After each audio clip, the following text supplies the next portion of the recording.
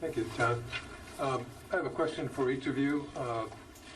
Secretary Austin, both you and General Milley have mentioned a number of times that the United States intends to continue providing, supporting Afghan forces through financial assistance and remote logistical assistance. But given the tenuous state of security there and the Taliban offensive, I'm wondering whether, in your view, the U.S. should do more beyond August 31st to prevent a collapse of the government. And if I could pose a question to General Milley also.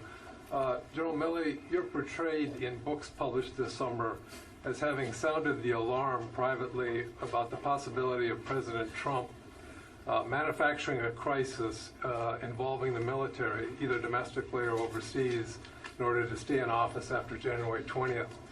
I'm wondering, would you now set the historical record straight, and were you concerned about the possibility of a coup, and on what basis was that concerned? So in the first piece, Bob, thanks for your question there. We are doing a lot to support the Afghan military and the Afghan leadership as we speak. You know, we talked a lot about the fact that we're going to stand up nodes to continue to provide security assistance. We've stood up a node in Qatar that's operational now. We have begun the provision of the aircraft that we mentioned to you earlier that we're going to provide. On Friday, 3 newly refurbished UH-60s landed in Kabul, and they'll continue to see a steady drumbeat of that kind of support going forward. We've talked about setting up a node to be able to conduct over-the-horizon strikes. That node is in place. After August, our focus, as we've said, is on those threats that present those elements that present a threat to the United States of America. So it'll be a counterterrorism focus there. So and that's currently where we stand by. We have not changed that. But make no mistake that we remain committed to helping the Afghan security forces and the Afghan government going forward. And we are doing what we said we were going to do in terms of putting the pieces in place to ensure that we can provide that support.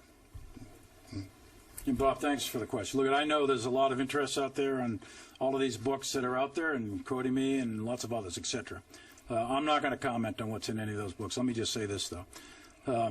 I always personally provided the best military professional advice to President Trump previously, to President Biden, or any other president. I always provide that best military advice to the Secretary of Defense, whomever is the Secretary of Defense, and I do that for the National Security Council as well.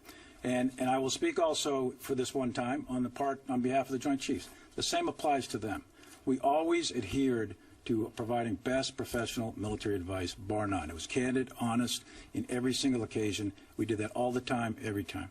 The other thing that I think is important to note here is that I, the other members of the Joint Chiefs, and all of us in uniform, we take an oath to a document, an oath to the Constitution of the United States, and not one time did we violate that. The entire time, from time of commissioning to today, I can say with certainty that every one of us maintained our oath of allegiance to that document, the Constitution, everything that's contained within it. And we also maintain the tradition of civilian control of the military. We did that without fail. And we also maintained the tradition of an apolitical military. We did that then, we do that now, and we will do that forever. All the time, Bob. I'd just like to add a comment to that, Bob. I've known the chairman for a long time. We've fought together. We've served a couple of times in the same unit, so I'm not guessing at his character. He doesn't have a political bone in his body. And I think, I clearly have tremendous faith and confidence in the chairman.